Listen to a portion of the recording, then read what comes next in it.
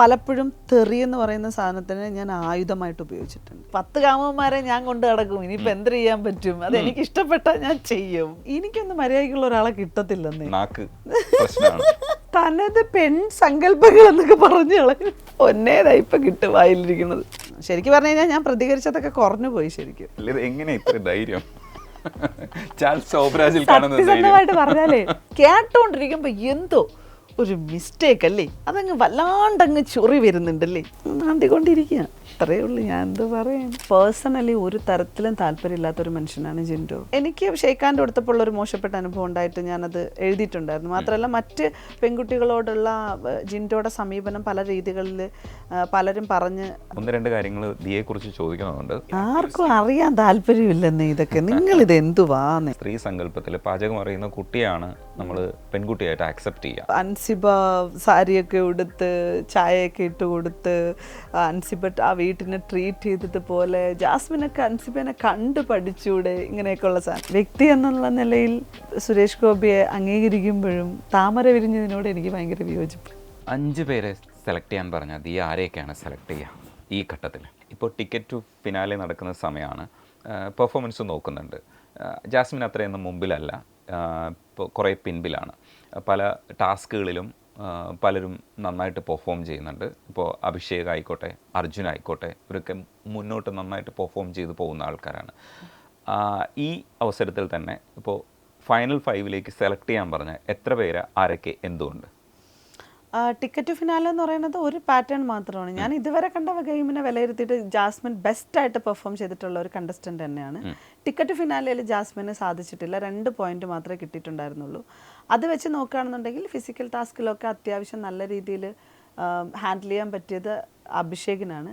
പക്ഷെ നിലവിൽ എന്നെ സംബന്ധിച്ചിടത്തോളം 5 പേരെ സെലക്ട് ചെയ്യാൻ പറഞ്ഞു കഴിഞ്ഞാൽ 1ാം സ്ഥാനത്ത് ഞാൻ ജാസ്മിനെ കാണും. 2ാമത് ജിൻഡോ. അതുപോലെ ഞാനിപ്പോൾ കുറച്ചു മുമ്പും ഇൻ്റർവ്യൂകളിൽ പറഞ്ഞതിനകത്ത് ഞാൻ ജിൻഡോനെയാണ് പറഞ്ഞത്. ഇപ്പോഴും ഞാൻ ജി-ൻഡോനെ പറയുമ്പോഴും എനിക്ക് നമ്മുടെ അർജുൻ നന്നായിട്ട് പെർഫോം ചെയ്ത് കയറി വരുന്നുണ്ട്. അർജുൻ്റെ ഒരു സപ്പോർട്ടും ഭയങ്കരമായിട്ടുണ്ട്. അപ്പോൾ അയാളുടെ ഒരു ഇപ്പോഴത്തെ ആൾമാറാട്ടമൊക്കെ കഴിഞ്ഞ പ്രാവശ്യം 4ാം സീസണിൽ റിയാസ് സലീമൊക്കെ തകർത്താടിയത് ഭയങ്കര രസകരമായിട്ട് ഒരു ദിവസം ഫുള്ള് എൻ്റർടൈൻമെൻറ്റിലോട്ട് കൊണ്ടുപോയിട്ടുണ്ടായിരുന്നു അർജുൻ. അപ്പം നമ്മൾ കണ്ടസ്റ്റൻസുകളൊക്കെ ഇപ്പോൾ കാണാൻ തുടങ്ങിയിട്ടുണ്ട്, അവരുടെയൊക്കെ പെർഫോമൻസ്. സിജോ ആയാലും നോറയായിട്ട് പെർഫോം ചെയ്തത് നന്നായിട്ട് സൂപ്പറായിട്ട് പെർഫോം ചെയ്ത്. അപ്പോൾ എനിക്ക് തോന്നുന്നു ഇതുവരെ അർജുൻ്റെ ഈ ജേർണീൻ്റെ ഏറ്റവും ഹൈലൈറ്റ് എന്ന് പറയുന്നത് 100 ഡേയ്സ് ഒരുമിച്ച് കൊടുത്ത പോലെ ഫീൽ ചെയ്തു ശരിക്കും ആ ഒരു എപ്പിസോഡ് എന്ന് പറയുന്നത്. സോ അർജുൻ നന്നായിട്ട് പെർഫോം ചെയ്ത് വരുന്നുണ്ട്. ഇപ്പം എനിക്ക് അങ്ങനെ നോക്കുകയാണെങ്കിൽ ജാസ്മിൻ, ജിൻഡോ, അർജുൻ, അതുപോലെ സിജോ, പിന്നെ ഋഷി, അഭിഷേക്. ഞാൻ പറഞ്ഞതുപോലെ ഇപ്പം ടിക്കറ്റ് ഫിനാലെ മാത്രം കിട്ടിയെന്നേ ഉള്ളൂ. അഭിഷേകിന് പ്രത്യേകിച്ച് ഒരു പൊട്ടൻഷ്യൽ ഉണ്ടെന്ന് ഞാൻ വിശ്വസിക്കുന്നില്ല. ആദ്യം കമ്മ്യൂണിറ്റിക്ക് എഗെയിൻസ്റ്റ് ആയിട്ടൊരു സ്റ്റേറ്റ്മെൻറ്റുമായിട്ട് വന്നു. അപ്പം അവിടുന്ന് മാറിയിട്ട് അതൊന്നും ഇപ്പം ഇല്ല. ഇപ്പം ആളിൻ്റെ ഒരു കൊടുക്കുന്ന ഗെയിമുകൾ അറ്റൻഡ് ചെയ്യുന്നു എന്നുള്ളൊരു സാധനം. ഋഷി ഓർ അഭിഷേക് വേണമെങ്കിലും പറയാം. എനിക്ക് പേഴ്സണലി അഭിഷേകിനോടൊരു പൊളിറ്റിക്കലി തന്നെ താല്പര്യമില്ലാത്ത കാര്യങ്ങൾ ഉള്ളിൽ കിടക്കുന്നതുകൊണ്ട് തന്നെ ഒരു രീതിയിലും ഉൾക്കൊള്ളാൻ പറ്റുന്നില്ല. പക്ഷെ അത് ആദ്യഘട്ടത്തിൽ പ്രകടിപ്പിച്ചതിന് ശേഷം അഭിഷേക് മാറി അയാൾ കുറച്ചൊരു സോറി പറയുന്ന ഒരു മൂഡിലാണ് കാര്യങ്ങൾ കൈകാര്യം ചെയ്തു. പിന്നെ വെളിയിലൊക്കെയും ഈ മെനിനിസ്റ്റ് ടീമുകളായിട്ട് ബന്ധപ്പെട്ടും ഇൻസൾസ് ടീമുകളായിട്ട് ബന്ധപ്പെട്ടിട്ടൊക്കെ പ്രവർത്തിക്കുന്ന സംഘടനകൾക്കുള്ളിൽ നിൽക്കുന്ന ഒരു പയ്യനാണ് അഭിഷേക്. അഭിഷേകിന് എത്രത്തോളം രാഷ്ട്രീയ ബോധമുണ്ടെന്നൊന്നും അറിയില്ല ആ വിഷയത്തിൽ. അതൊന്നും ഉള്ള ഒരാളായിട്ട് എനിക്ക് ബിഗ് ബോസ് ഹൗസിനകത്ത് അയാളെ കാണാൻ സാധിച്ചിട്ടില്ല.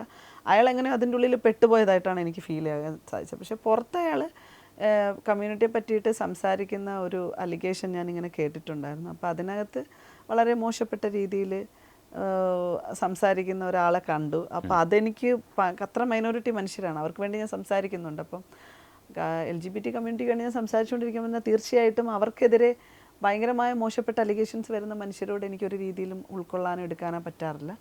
അതുകൊണ്ട് തന്നെ എനിക്ക് അതിനകത്ത് എടുക്കണില്ല ഞാൻ. പക്ഷെ ഗെയിം എന്ന് പറയുമ്പോൾ നമ്മളൊരു പറയണമല്ലോ. ഇപ്പോൾ ചേട്ടൻ ചോദിച്ചു 5 പേരെന്ന് ചോദിക്കുമ്പോൾ ഋഷി ഓർ അഭിഷേക് 5th പൊസിഷൻ. ജിൻഡോയെ കുറച്ചൊന്ന് വിലയിരുത്തിയാൽ ജിൻഡോ ആദ്യം മുതലേ കാണിക്കുന്ന സ്വഭാവം തന്നെയാണ് ഇപ്പോഴും ബിഗ് ബോസിനുള്ളിൽ കാണിച്ചുകൊണ്ടിരിക്കുന്നത്.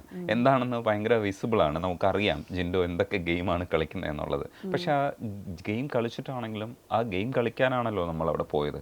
അതിൽ ഗെയിം കളിക്കുന്നുണ്ട്. ജിൻഡോ എങ്ങനെയാണ്, ഏത് പെർസ്പെക്റ്റീവിലാണ് കാണുന്നത്? എനിക്ക് പേഴ്സണലി ഒരു തരത്തിലും താല്പര്യമില്ലാത്തൊരു മനുഷ്യനാണ് ജിൻഡോ. ഞാനൊരു പോസ്റ്റൊക്കെ ഇട്ടിട്ടുണ്ടായിരുന്നു. ഞാൻ അതിനെ കൂടുതൽ ഇതാക്കാനായിട്ട് ശ്രമിക്കുന്നില്ല. കാരണം ജിൻഡോയുടെ ആർമികളൊന്നും ഭയന്നിട്ടൊന്നുമല്ല. ചില നിഷ്കളങ്കതകൾ ഞാൻ അതിനകത്ത് കാണുന്നുണ്ട്. അപ്പം അയാളുടെ ഒരു കുരുത്തക്കേടായിട്ട് അയാൾ ചെയ്ത ആക്ടിനെ എടുക്കാം എന്ന ലെവലിലാണ് ഞാൻ അതിനെ സംസാരിക്കുന്നത്. പക്ഷേ എനിക്ക് ഷെയ്ഖാൻ്റെ കൊടുത്തപ്പോൾ ഉള്ളൊരു മോശപ്പെട്ട അനുഭവം ഉണ്ടായിട്ട് ഞാനത് എഴുതിയിട്ടുണ്ടായിരുന്നു. മാത്രമല്ല മറ്റ് പെൺകുട്ടികളോടുള്ള ജിൻഡോയുടെ സമീപനം പല രീതികളിൽ പലരും പറഞ്ഞ് അത് വെച്ചിട്ടൊക്കെ ഞാനൊരു പോസ്റ്റ് എഴുതിയിട്ടുണ്ടായിരുന്നു. അപ്പോൾ അതുകൊണ്ട് തന്നെ ജിൻഡോനെ പേഴ്സണലി ഇഷ്ടമില്ല എന്ന് പറയാൻ റീസൺ അതാണ്. പക്ഷേ ജിൻഡോ ഹൗസിനുള്ളിൽ കാണിക്കുന്ന ഗെയിമുകൾ പലതിനെയും ആളുകൾക്ക് ഫണ്ണിയായിട്ട് എടുക്കാൻ പറ്റുന്നുണ്ട്. ഈ പറഞ്ഞ ഇപ്പം ജാസ്മിൻ്റെ വിഷയത്തിൽ വിമർശനം ഒരുപാട് പറഞ്ഞ പോലെ ജിൻഡോയുടെ ഈ റീസെൻ്റ്ലി ഈ പറഞ്ഞ ടിക്കറ്റ് ഫിനാലെയുള്ള 2 ഗെയിമുകൾ ഒഴിച്ചാൽ ജിൻഡോയുടെ പ്രകടനങ്ങളൊന്നും ഞാൻ ഈ അടുത്ത കാലത്തൊന്നും അത്യാവശ്യം നല്ല രീതിയിൽ കണ്ടിട്ടില്ല. ജിൻഡോയുടെ ആളുകൾ പറയുന്നതെന്ന് വെച്ച് കഴിഞ്ഞാൽ ജിൻഡോയ്ക്ക് സ്ക്രീൻ സ്പേസ് ബിഗ് ബോസ് കൊടുക്കുന്നില്ല എന്നൊക്കെയാണ് പറയുന്നത്. അപ്പം ഇവിടുത്തെ ഒരു പ്രശ്നം എന്താ വെച്ചാൽ ഇവിടെ കോണ്ടന്റ് മേക്ക് ചെയ്യുന്ന മനുഷ്യരെ മാത്രമേ അവർക്ക് പുറത്തിട്ടിട്ട് കാര്യമുള്ളൂ. കാരണം അവർക്ക് TRP അതാണ്. അപ്പോൾ അതില്ല എന്നുണ്ടെങ്കിൽ അത് എടുക്കൂല. ഇപ്പം ഞാൻ കഴിഞ്ഞ ഇൻ്റർവ്യൂവിലും പലരിടത്തും പറഞ്ഞതാണ്, ഈ അപ്സര, അതുപോലെ ശരണ്യ, ജാൻമണി, ഇവരൊക്കെ നന്നായിട്ട് ഹാർഡ് വർക്ക് ചെയ്ത ആളുകളാണ്. പക്ഷെ ഇവരെയൊന്നും കോണ്ടന്റ് കൊണ്ട് വെളിയിൽ ഉപയോഗമില്ലാത്തതുകൊണ്ടാണ് അതൊന്നും വെളിയിലേക്ക് വരാതിരുന്നത്. അവർക്ക് വേണ്ട സാധനം ഇതാണ്. അപ്പോൾ ഇതിങ്ങനെ പോയി. അപ്പോൾ കുറച്ച് നാളായിട്ട് ഞാനിങ്ങനെ കാണാത്തത് കൊണ്ട് എനിക്ക് പുള്ളിയുടെ കാര്യത്തിൽ പിന്നെ ഓക്കെ എന്നൊരു സാധനമുണ്ട്. അത് പറയുന്നതെന്ന് വെച്ച് കഴിഞ്ഞാൽ ഗെയിമിൻ്റെ കാര്യത്തിൽ ഈ ലാസ്റ്റ് സീക്വൻസിലൊന്നും ഇല്ലയെന്ന് ഞാൻ പറയുമ്പോഴും എന്തെങ്കിലുമൊക്കെ ചെയ്തു. അപ്പം അത് ഇവരാണ്. അപ്പോൾ ഇവർക്ക് ആർക്കെങ്കിലുമൊക്കെ കിട്ടണം എന്നതൊരു തോന്നൽ വരുമല്ലോ. പണിയെടുത്തവർക്ക്, ഹാർഡ് വർക്ക് ചെയ്യുന്നവർക്ക് പ്രതിഫലം കിട്ടാറില്ലേ, അങ്ങനത്തെ ഒരു സാധനം. ഈ അൺഫോർച്ചുനേറ്റ്ലി പുറത്തു പോയ ചിലരുണ്ടാവുമല്ലോ, നമ്മൾ വിചാരിച്ചിട്ട് നന്നായിട്ട് ഗെയിം കളിക്കുമെന്ന് വിശ്വസിച്ച് വന്നവർ, അങ്ങനെ പുറത്തു പോയ ആരെങ്കിലും ഇപ്പോൾ മനസ്സിലോർക്കണുണ്ടോ? ഞാൻ വിന്നറാവുമെന്ന് പ്രതീക്ഷിച്ചിരുന്നത് അപ്സരേനെ ഉണ്ടായിരുന്നു. പിന്നെ ഗെയിം കളിച്ച് വന്ന് പുറത്തേക്ക് പോയ 2 ആളുകളിൽ ഒന്ന് പൂജ നന്നായിട്ട് കളിക്കുമെന്ന് തോന്നിയിരുന്നു, പിന്നെ ഒന്ന് അൻസിബ പുറത്തു പോയതിൽ. അൻസിബ കളിക്കുമെന്ന് വിശ്വസിച്ചിരുന്നു. അല്ല, പൂജയും അത്യാവശ്യം എൻ്റർടൈൻമെൻ്റ് ആയിരുന്നു. ആ സമയത്ത് ഹെൽത്ത് ഇഷ്യൂ ആയി പോയതാണല്ലോ. അപ്പം അങ്ങനെ കണ്ടിരുന്നു. പിന്നെ ഈ പറഞ്ഞ പോലെ ജാൻമണി എൻ്റർടൈൻമെൻറ്റ് പിടിച്ച് കുറച്ച് നാളങ്ങനെ പോകുമെന്ന് വിചാരിച്ചിട്ടുണ്ടായിരുന്നു. വിന്നർ ഇതിനകത്ത് അപ്സരേനെ ഞാൻ പ്രതീക്ഷിച്ചു. അപ്സര പുറത്തുപോയി. പക്ഷെ അത് ആ 3-4 ആഴ്ച കഴിഞ്ഞപ്പോൾ അവരുടെ ഗെയിം അതൊന്നും കാണാനുണ്ടായിരുന്നില്ല ശരിക്കും. ആ വൈൽഡ് കാർഡ് വന്നപ്പോഴത്തേക്ക് നമ്മൾ മറ്റുള്ളവരെ കുറിച്ച് കൂടുതൽ സംസാരിക്കുമ്പോഴും 1-2 കാര്യങ്ങൾ ദിയെ കുറിച്ച് ചോദിക്കുന്നുണ്ട്. ഒന്ന്, ഈ ആക്ടിവിസ്റ്റ് അറിയാൻ താല്പര്യമില്ലെന്ന് ഇതൊക്കെ നിങ്ങൾ ഇത് എന്തുവാന്ന് ആക്ടിവിസ്റ്റ് എന്ന് പറയുമ്പോൾ എന്നാലും പറയാം. ഇപ്പോൾ എന്തൊക്കെയാണ് ശരിക്കും ചെയ്തുകൊണ്ടിരിക്കുന്നതെന്ന് പറയുമോ? ഈ നമ്മളിപ്പോൾ ഒരു ആക്ടിവിസ്റ്റ് എന്ന് പറയുമ്പോൾ നമ്മൾ പല മേഖലകളിൽ പ്രവർത്തിക്കും. ഇപ്പോൾ ദിയെ പ്രവർത്തിക്കുന്നത് എന്തൊക്കെയാണ് ഒന്ന് ചുരുക്കി പറയാമോ? ഞാൻ മൈനോറിറ്റി മനുഷ്യർക്ക് വേണ്ടിയിട്ടാണ് മെയിനായിട്ട് LGBT കമ്മ്യൂണിറ്റി, അതുപോലെ അതുപോലെ വൃദ്ധരായിട്ടും HIV ബാധിതരായിട്ടുള്ള കുട്ടികളെയൊക്കെ സംരക്ഷിക്കുന്ന ഒരു 4ഓളം ട്രസ്റ്റുകളിൽ അഡ്വൈസറി മെമ്പറായിട്ട് വർക്ക് ചെയ്യുന്നുണ്ട്. അതുകൂടാതെ ഈ പറഞ്ഞ പോലെ കമ്മ്യൂണിറ്റി ബേസ് ഓർഗനൈസേഷൻ ട്രിവാൻഡ്രത്തുള്ള ഒരു CBOയുടെ അഡ്വൈസറി മെമ്പറാണ്. NGO പ്രതിനിധിയായിട്ട് വർക്ക് ചെയ്തിട്ടുണ്ടായിരുന്നു ട്രാൻസ്ജെൻഡർ ബോർഡുമായി ബന്ധപ്പെട്ടിട്ട്.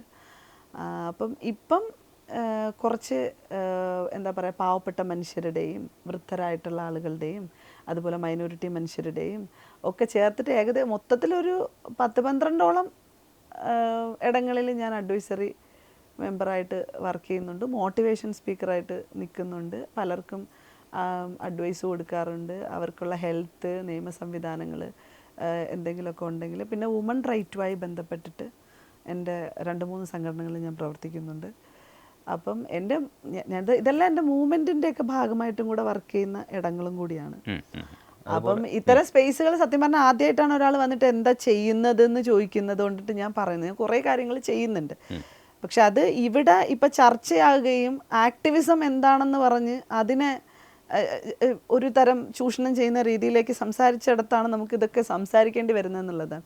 ശരിക്കും ഇതൊന്നും ഒന്നും ഒരു ബോധ്യപ്പെടുത്തലിൻ്റെ ഒന്നും ആവശ്യമില്ല. എന്നെ മനസ്സിലാക്കി എന്നെ അറേഞ്ച് ചെയ്യുന്ന മനുഷ്യന്മാർക്ക് എല്ലാ കാര്യങ്ങളെ പറ്റിയിട്ടും അറിയാം. പക്ഷെ ഇതൊരു ഗതികേടൊന്നും ആലോചിച്ച് നോക്കൂ. അതും ഒരു തിരുവനന്തപുരത്തുള്ള ഒരാളാണ്. എനിക്ക് ഏറ്റവും കൂടുതൽ പ്രശ്നം ഉണ്ടായ ഒരു സ്റ്റേറ്റ്മെന്റ് ആണ് അയാളിൽ നിന്ന്. ശരിക്കും പറഞ്ഞു കഴിഞ്ഞാൽ ഞാൻ പ്രതികരിച്ചതൊക്കെ കുറഞ്ഞു പോയി ശരിക്കും. അപ്പൊ ഇപ്പൊ തന്നെ അഗ്രസീവായെന്നാണ് എന്റെ അഭിപ്രായം. അഗ്രസീവ്നെസ് ദിയയുടെ ശരിക്കും എന്തായിരിക്കും? അഗ്രസീവ്നെസ് തോന്നിയാസല്ലേ പറയുന്നത്. ഞാൻ പലപ്പോഴും തെറി എന്ന് പറയുന്ന സാധനത്തിന് ഞാൻ ആയുധമായിട്ട് ഉപയോഗിച്ചിട്ടുണ്ട്. എനിക്ക് നേരെ വരുന്നത് എനിക്ക് റെസ്പോണ്ട് ചെയ്യാൻ പറ്റാതെ വരുന്ന സാഹചര്യത്തിൽ ഞാൻ റിയാക്ട് ചെയ്തിട്ടുണ്ട്. എനിക്ക് നേരെ സെൽഫായിട്ട് വരുന്ന അറ്റാക്കുകളെ ഞാൻ ഡിഫെൻസ് ചെയ്തിട്ടുണ്ട്. ഇതൊക്കെ എൻ്റെ ജീവിതത്തിൽ ഇങ്ങോട്ട് വരുന്നതിനെ ഞാൻ ഡിഫെൻഡ് ചെയ്യുന്നതാണ്. അവിടെ എൻ്റെ റിയാക്ഷൻസ് കാണുമ്പോഴത്തേക്ക് ഒരു സ്ത്രീ എന്നുള്ള രീതിയിൽ പ്രതികരിക്കുന്നതിൻ്റെ അങ്ങ് എക്സ്ട്രീം ലെവലിൽ പുരുഷന്മാരെ പ്രതികരിക്കുമ്പോൾ ഒരു സ്ത്രീ പ്രതികരിക്കുന്നു എന്ന പേരിലാണ് അതിനെ അഡ്രസ്സ് ചെയ്യപ്പെടുന്നത്. അത് ശരിയല്ല, ഒതുങ്ങണം, മൂലയിലിരിക്കണം എന്നൊരു സംഭവമൊക്കെയാണ്. അപ്പോൾ എന്നെ സംബന്ധിച്ചിടത്തോളം എനിക്കിനി ഇപ്പോൾ ഈ ഒരു ഇൻ്റർവ്യൂ ആയാലും പോലും എല്ലാ ഇൻ്റർവ്യൂവിലും എനിക്ക് ബുള്ളിങ് വരുന്നതിന് ഒരു കയ്യും കണക്കുമില്ല. പക്ഷേ എന്നെ സംബന്ധിച്ചിടത്തോളം ഞാൻ തളരാനോ പുറകിലോട്ട് ഓടാനോ അല്ലെങ്കിൽ ഞാൻ പേടിക്കാനോ ഒന്നും ഉദ്ദേശിച്ചിട്ടില്ല. എൻ്റെ അടുത്ത് സത്യസന്ധതയും ശരിയും ഉണ്ടെന്ന് എനിക്ക് ഉത്തമ ബോധ്യമുണ്ടെന്നുണ്ടെങ്കിൽ എനിക്ക് ഒരു മനുഷ്യനെയും ഭയവുമില്ല, എനിക്ക് പേടിയില്ല. ഞാൻ ഇങ്ങനെ പറഞ്ഞുകൊണ്ടിരിക്കും. ഒരു കാര്യം കൂടെ, ഈ ജാസ്മിനെ കുറിച്ച് സംസാരിക്കുന്ന സമയത്ത് ഈ സ്ത്രീ എന്നുള്ള രീതിയിൽ ദിയ പോസ്റ്റ് ഷെയർ ചെയ്യുന്നതിൽ പറഞ്ഞിരുന്നൊരു പോയിന്റ് ഉണ്ടായിരുന്നു. അതായത് ആ കുട്ടിക്ക് പാചകം അറിയില്ല. സാധാരണ രീതിയിൽ നമ്മുടെ ഇവിടുത്തെ ഒരു കൺവെൻഷണൽ സ്ത്രീ സങ്കല്പത്തിൽ പാചകം അറിയുന്ന കുട്ടിയാണ് നമ്മൾ പെൺകുട്ടിയായിട്ട് അക്സെപ്റ്റ് ചെയ്യുക. അതാണ് നമ്മൾ അക്സെപ്റ്റ് ചെയ്തല്ലോ അൻസിബേനെ. അതെ, വളരെ നല്ല രീതിയിലാണല്ലോ അക്സെപ്റ്റ് ചെയ്തത്. ഈ കുടുംബം എന്തോ കല്യാണം ആലോചിക്കാൻ വേണ്ടിയിട്ട് എല്ലാവരുടെയും കുടുംബത്തിൽ നിന്ന് ആൾക്കാർ വന്ന് അവർക്കൊക്കെ മറ്റേ ഓരോ വീട്ടിൽ നിന്ന് പെണ്ണാണാൻ വരുമ്പോൾ നമ്മൾ പറ്റില്ല വെള്ളമൊക്കെ കൊണ്ട് കൊടുക്കില്ലേ, അതുപോലെ സ്വീകരിച്ചതായിട്ടാണ് അൻസിബേനെ എല്ലാവരും വാനോളം പുകഴ്ത്തിയത്. പക്ഷേ ഷീസ് ഹാർഡ് വർക്കർ ആക്ച്വലി. അത് ഞാൻ അപ്രീഷിയേറ്റ് ചെയ്യുന്നു. പക്ഷെ ജനങ്ങളുടെ ഒരു സ്വീകാര്യത, അതായത് അൻസിബ സാരിയൊക്കെ ഉടുത്ത് ചായയൊക്കെ ഇട്ട് കൊടുത്ത് അൻസിബ ആ വീട്ടിനെ ട്രീറ്റ് ചെയ്തതുപോലെ ജാസ്മിനൊക്കെ അൻസിബനെ കണ്ടു പഠിച്ചൂടെ, ഇങ്ങനെയൊക്കെയുള്ള സാധനം അതല്ലേ പറഞ്ഞു തരുന്നത്. അങ്ങനെ ഒരു പൊതുബോധം നമുക്കുണ്ട്. അത് ഒരുപക്ഷെ ജാസ്മിന് തിരിച്ചടിയായിട്ടുണ്ട്, പാചകം അറിഞ്ഞുകൂടാ എന്നുള്ളൊരു സംഗതി. അയാളുടെ പ്രായം പോലും നമുക്ക് അത്തരത്തിൽ പരിഗണിക്കാതെ ഒരു പെൺകുട്ടി പാചകം അറിഞ്ഞിരിക്കണം, ആൺകുട്ടിയാണെങ്കിൽ പ്രശ്നമില്ല എന്നുള്ളൊരു കാര്യത്തിലാണ് നമ്മളിപ്പോഴും സ്റ്റിക്ക് ഓൺ ചെയ്യുന്നത്. ആ പൊതുബോധം ശരിക്കും തിരിച്ചടിയായിട്ടില്ല ജാസ്മിന്.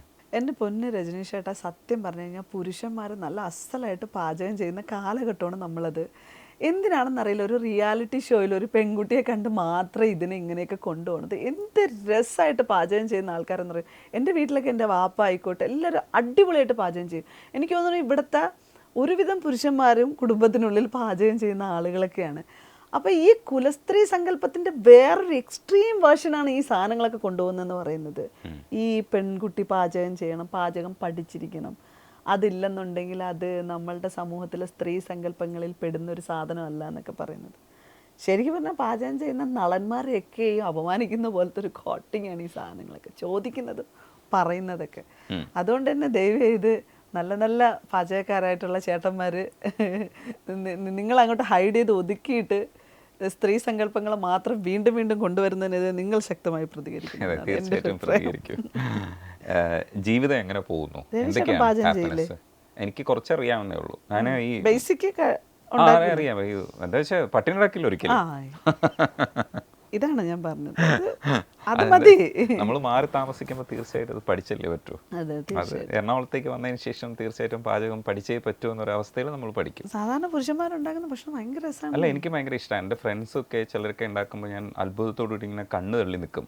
പക്ഷെ ഒരു കാലഘട്ടത്തിൽ നമുക്കും അത് കുറച്ചൊക്കെ ചെയ്യാൻ കഴിയുമ്പോഴത്തേക്ക് ചെറിയൊരു അഭിമാനമൊക്കെ തോന്നില്ല. നല്ല ചായ ഇടും, നല്ല ഉപ്പവും ഉണ്ടാക്കും, കോൺഫിഡൻസ് ഉണ്ട്. ഓംലെറ്റ് ഓക്കെ, ബുൾസൈ എനിക്ക് അത്ര നന്നായിട്ട് ഞാൻ ട്രൈ ചെയ്തിട്ടില്ല, പോട്ടെ.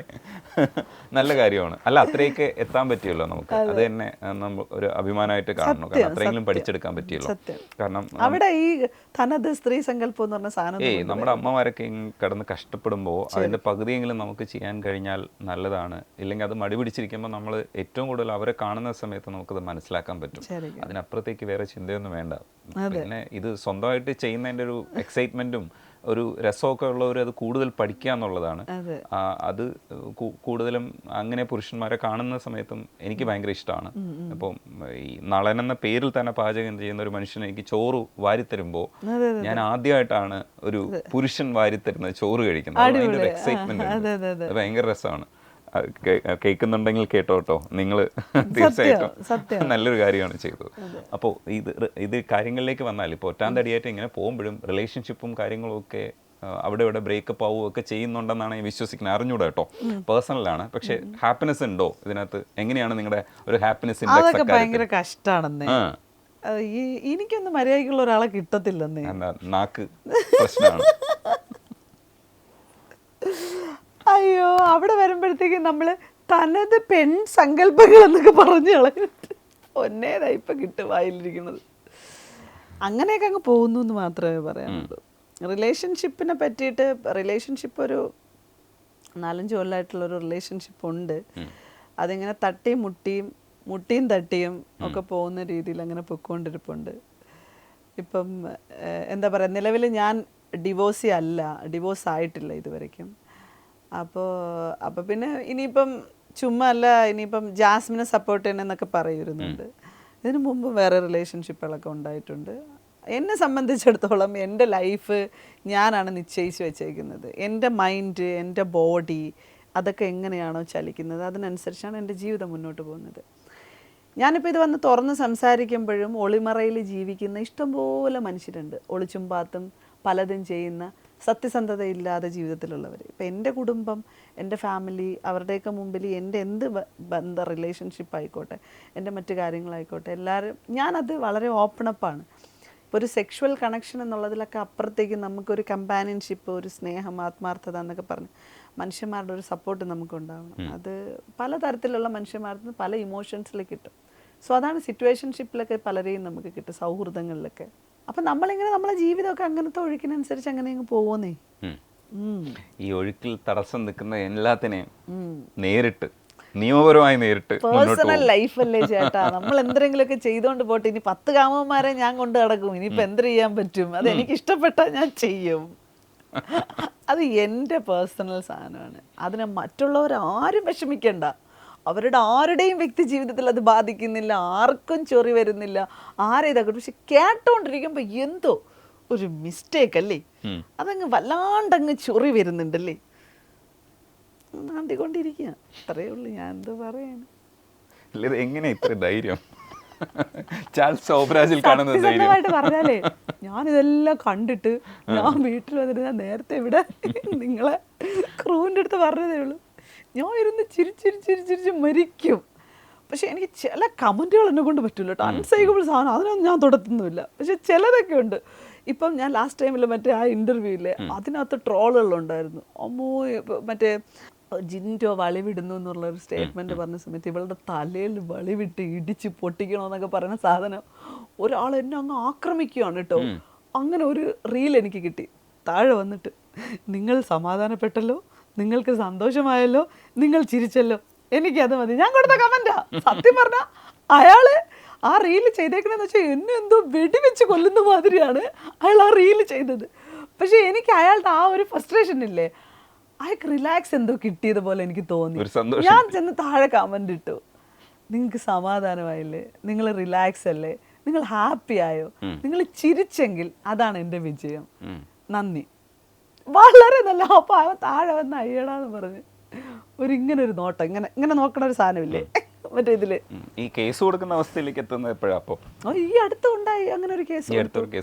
ഈ അടുത്ത് എനിക്കെതിരെ ഒരു പോസ്റ്റ്, അനാവശ്യമായിട്ടുള്ള ഒരു ഫേക്ക് ന്യൂസ് അടിച്ചിറക്കിയിട്ട് അതിനെതിരെ ഞാനിങ്ങനെ കേസിട്ടു. അത് പഴയ എൻ്റെ ബസ്സിലെ ഇൻസിഡൻറ്റുമായി ബന്ധപ്പെട്ടിട്ട് അതുമായി കണക്ട് ചെയ്തിട്ട് ഒരു ഫേക്ക് ന്യൂസ് ഉണ്ടാക്കിയിട്ടിട്ട് അങ്ങനെ ഒരു സംഭവം വന്നപ്പോഴത്തേക്ക് അതിനെതിരെ, അത് പ്രചരിപ്പിച്ചവർക്കെതിരെ ഞാൻ ഇങ്ങനെ കേസ് കൊടുത്തപ്പം 4 പിള്ളേരെ ഇതുപോലെ മ്യൂസിയം പോലീസ് സ്റ്റേഷനിൽ വിളിച്ച് അതിനകത്ത് ഈ പറഞ്ഞ ആർമികളുണ്ടല്ലോ, ഇത് ഞാനൊരു ലൈവ് ഇട്ടിട്ടുണ്ടായിരുന്നു. അതിനകത്ത് ഇത് പറഞ്ഞ ജിൻറ്റോയുടെ, അഭിഷേകിൻ്റെയൊക്കെ ആർമി, അതിലൊക്കെ പെട്ട പിള്ളേരായിരുന്നു വന്നിരുന്നത്. അവർക്ക് ഈ ആർമികളുമായിട്ടുള്ള, മെയിൻ ആർമികളുമായിട്ടൊന്നും ഒരു ബന്ധമില്ല. അവസാനമൊക്കെ അരച്ചിലായി, പിഴിച്ചിലായി, അമ്മമാരും കൂടെ ഉണ്ട്, കാലുപിടുത്തമായി, ബഹളമായി. എന്തോ ചെയ്യാൻ. ശരിക്കും പറഞ്ഞാൽ അതിനകത്തൊരു സ്റ്റേറ്റ്മെൻറ്റ് വെച്ചിരുന്നു, മുസ്ലിം പുരുഷന്മാരെ തേടി നടന്ന് ആക്രമിക്കുന്ന ഒരു സാധനം, അതായത് വർഗീയതയും കൂടി കണക്ട് ചെയ്യാൻ ശ്രമിച്ചിരുന്നു ആ സ്ക്രീൻഷോട്ടിൽ. അപ്പോൾ അതെനിക്ക് ഭയങ്കരമായിട്ട് ബാധിച്ചു ശരിക്കും. എൻ്റെ കുടുംബ ഗ്രൂപ്പിനകത്തൊക്കെ ഇതിൻ്റെ സ്ക്രീൻഷോട്ടൊക്കെ വന്ന് വീട്ടിൻ്റെയൊക്കെ, അപ്പോൾ വീട്ടുകാർക്കൊക്കെ അത് ബുദ്ധിമുട്ടായി സംസാരമായപ്പോഴാണ് ഞാൻ കേസ് കൊടുത്തത്. പിന്നെ വന്നപ്പോഴത്തേക്ക് വിവരമില്ലാതെ ബോധമില്ലാതെ എവിടെ നിന്നോ കിട്ടിയൊരു സ്ക്രീൻഷോട്ട് പ്രചരിപ്പിച്ചതായിട്ട് മാത്രമേ ഇതിനകത്ത് കാണാൻ സാധിച്ചുള്ളൂ. അങ്ങനെ ഞാൻ പിന്നെ അതിനെ എന്താ പറയുക, ഇവർ ഇത്രയും ഇതൊക്കെ ആക്കിയപ്പോഴത്തേക്ക് എപ്പോഴും അങ്ങനെ തന്നെ ഞാൻ ഓരോ സീസണിലും എങ്ങനെ പോയാലും ഒരു 4-5 എണ്ണത്തിനെതിരെ, അതായത് ലിമിറ്റേഷൻ ക്ലോസ് ചെയ്തിട്ട് പോവും വേറെ രീതിയിലൊക്കെ, നമ്മളെ വ്യക്തി ജീവിതത്തെയൊക്കെ പേഴ്സണലി ഭയങ്കരമായിട്ടൊക്കെ ബാധിക്കുന്ന തരത്തിലേക്കും ആളുകൾ സംശയത്തിൻ്റെ നിലയിൽ നമ്മളെ നോക്കി കാണുന്ന അവസ്ഥയിലേക്കൊക്കെ കാണുന്ന സാഹചര്യത്തിൽ നമുക്കത് ഭയങ്കര ബുദ്ധിമുട്ടായി വരും. അങ്ങനെ പ്രത്യേകിച്ചൊന്നും ചെയ്തില്ല, അതിനെ പറഞ്ഞു വിട്ട്. അങ്ങനെ വന്നിട്ട് ചേച്ചി വിടോ ചേച്ചി, പ്ലീസ് ചേച്ചി, പ്രശ്നമൊന്നും ഉണ്ടാക്കില്ല ചേച്ചി ഒക്കെ ഒന്ന് പറഞ്ഞ് പിള്ളേർ, കൊച്ചു പിള്ളേരേട്ടാ, കരയുമ്പോഴത്തേക്ക് അവരെ വീട്ടുകാരൊക്കെ വരുമ്പോഴത്തേക്ക് അങ്ങ് വിടും. എന്ത് റിസ്ക് എടുത്തിട്ടാണ് കേസ് കൊടുത്തിട്ട് അവരെ എത്തിക്കണേന്നറിയാവോ? അതുവരെയുള്ള എല്ലാ സാധനവും ആവിയായി പോവും. ചേച്ചി അങ്ങനെ പറ്റിയല്ല, എനിക്ക് പഠിക്കണം ചേച്ചി, എനിക്ക് ഇതാക്കണം എന്നൊക്കെ പറഞ്ഞിട്ടൊക്കെ വന്ന് സംസാരിക്കുമ്പോൾ നമ്മൾ എന്തോ ചെയ്യും, മനുഷ്യ പറ്റില്ലാത്ത പോലെ ആയി പോവില്ലേ. അത്തരം കേസുകളിലൊക്കെ വിട്ടുകൊടുക്കാം, കുഴപ്പമില്ല. ഈ ഒരു ഇടതു സ്വഭാവം, ഇടതു മനോഭാവം ഉണ്ട്. ഇടതുപക്ഷത്തിന്റെ സഹയാത്രികയാണോ ശരിക്കും പക്ഷം? മീൻസ് പൊളിറ്റിക്കലി എനിക്ക് കമ്മ്യൂണിസം ഭയങ്കര ഇഷ്ടമുള്ളതാണ്, ഇടതുപക്ഷ അനുഭാവിയാണ്. രാഷ്ട്രീയ വിയോജിപ്പുകൾ ഇപ്പോൾ ഉള്ള പാർട്ടിക്കുള്ളിലൊക്കെ നടക്കുന്ന വിഷയങ്ങളിലൊക്കെ എനിക്കുണ്ട്, പക്ഷെ അനുഭാവം ഇടതുപക്ഷമാണ് എന്നുള്ളതാണ് ഒരു സത്യം. കഴിഞ്ഞ പാർലമെന്റ് ഇലക്ഷനിലെ വിജയങ്ങളും പാർലമെന്റ് ഇലക്ഷനെയൊക്കെ എങ്ങനെയാണ് ദിയ നോക്കി കണ്ടത്? അത് എനിക്ക് ഭയങ്കര സങ്കടമുള്ളൊരു കാര്യം പറയട്ടെ. ഞാൻ ആറ്റിങ്ങൽ നിയോജക മണ്ഡലത്തില ജോയ് ചേട്ടൻ വിജയിക്കണമെന്ന് ഭയങ്കരമായിട്ട് ആഗ്രഹിച്ചിട്ട് വളരെ കുറഞ്ഞ ഭൂരിപക്ഷത്തിൽ വിജയം വന്ന സ്ഥലത്ത് എനിക്ക് ഭയങ്കര വിഷമമുണ്ടായി. ഞാൻ വോട്ട് ചെയ്തത് ആളെ പുള്ളിയാണ്, വിജയിച്ചില്ല, തോറ്റുപോയി. അപ്പം അതിലെനിക്ക് ഭയങ്കര വിഷമമുണ്ട്. ശരിക്കും ആ സീറ്റും കൂടെ കിട്ടുമെന്ന് ഞാൻ എൻ്റെ മനസ്സിൽ പ്രതീക്ഷിച്ചതാണ്. ആ 2 സീറ്റ് തന്നെയാണ് ഞാൻ ആലത്തൂരും ഇത് തന്നെയാണ് പ്രതീക്ഷിച്ചത്. അപ്പം അതിൽ എനിക്ക് ഭയങ്കര വിഷമമുണ്ട്. പിന്നെ ഈ പറഞ്ഞതുപോലെ വ്യക്തി എന്നുള്ള നിലയിൽ സുരേഷ് ഗോപിയെ അംഗീകരിക്കുമ്പോഴും താമര വിരിഞ്ഞതിനോട് എനിക്ക് ഭയങ്കര വിയോജിപ്പ്. അടിയിൽ എന്തായാലും കമൻസ് വരും, അത് പ്രശ്നമില്ല. അതെനിക്ക് ഒബ്വിയസ്ലി ഞാൻ സംഘപരിവാറിൻ്റെ ആക്രമണത്തിന് ഇരയായിട്ടുള്ളൊരു സ്ത്രീയാണ്. എൻ്റെ വീട്ടിലേക്ക് വരെയും കല്ലേറും ആക്രമണവും കത്തി കൊണ്ട് വെട്ട് വരെ കിട്ടിയിട്ടുള്ളൊരു സ്ത്രീയാണ്. അപ്പോൾ സ്വാഭാവികമായിട്ടും എനിക്ക് ഒരിക്കലും സംഘപരിവാറിൻ്റെ അജണ്ടകളെയോ സംഘപരിവാറിനെയോ ഉൾക്കൊള്ളാൻ പറ്റാത്തൊരു സ്ത്രീയാണ് ഞാൻ. അത് ഞാൻ എവിടെയും തുറന്നു പറയും. പണ്ട് മുതലേ എൻ്റെ പ്രതികരണങ്ങൾ എപ്പോഴും ഒന്നും അല്ല. ശരിക്കും ബിഗ് ബോസ് എന്ന് ഇവരൊക്കെ വിചാരിച്ചിരിക്കുന്ന ഒരു ബിഗ് ബോസിൽ കമ്മ്യൂണിക്കേഷനായിട്ട് വന്നേക്കുന്നതാണ്. ശരിക്കും പറഞ്ഞാൽ ഞാനൊക്കെ ഒന്ന് ഒതുങ്ങി എൻ്റെ ലൈഫിലൊന്ന് മാറി നിൽക്കുകയാണ്. വേറെ കാര്യങ്ങൾ ശരിക്കും ഇത്തരം വിഷയങ്ങൾ ഇപ്പം നിങ്ങൾ ചർച്ച ചെയ്തുകൊണ്ടിരിക്കുന്ന ഈ വിഷയങ്ങളൊക്കെയാണ് നമ്മളെ വ്യക്തി ജീവിതത്തിലെ ഏറ്റവും ബോംബുണ്ടാക്കുന്ന വിഷയങ്ങൾ എന്ന് പറയും. അതിലേക്ക് നമുക്ക് കൂടുതൽ കടക്കണോ രജനി ചേട്ടാ? വേണ്ട, തൽക്കാലം ഇത്രയും സൈബർ ആക്രമണമൊക്കെ മതി, തൽക്കാലം അങ്ങനെ നിൽക്കട്ടെ. അല്ല, എനിക്ക് പ്രശ്നമൊന്നുമില്ല. എനിക്ക് സൈബർ ആക്രമണത്തിൽ എനിക്ക് പ്രശ്നമൊന്നുമില്ല. എനിക്ക് ഫിസിക്കലി ശരീരത്തിലേക്ക് വരുന്നത്, എൻ്റെ വീടിന് ആക്രമണം, എന്നെ പേഴ്സണലി അറ്റാക്ക് ചെയ്യുന്ന സാധനങ്ങളൊക്കെയാണ് എനിക്ക് പ്രശ്നമുള്ളത്. പക്ഷെ അതൊക്കെ സഹിച്ച് നമ്മളെ രാഷ്ട്രീയം സ്ട്രോങ് ആയിട്ട് നിന്ന് തുടർന്ന് മുന്നോട്ട് പോവല്ലേ. തീർച്ചയായിട്ടും ആ ഇടത്ത് എനിക്ക് എന്നിൽ ഭയങ്കര പ്രൗഡാണ്. അകത്ത് പോയി കിടന്നാലും ഞാൻ പോയിരിക്കുന്നത് ഇന്ന കാര്യത്തിനാണെന്ന് എനിക്ക് വളരെ കൃത്യമായിട്ട് പറയാൻ പറ്റും.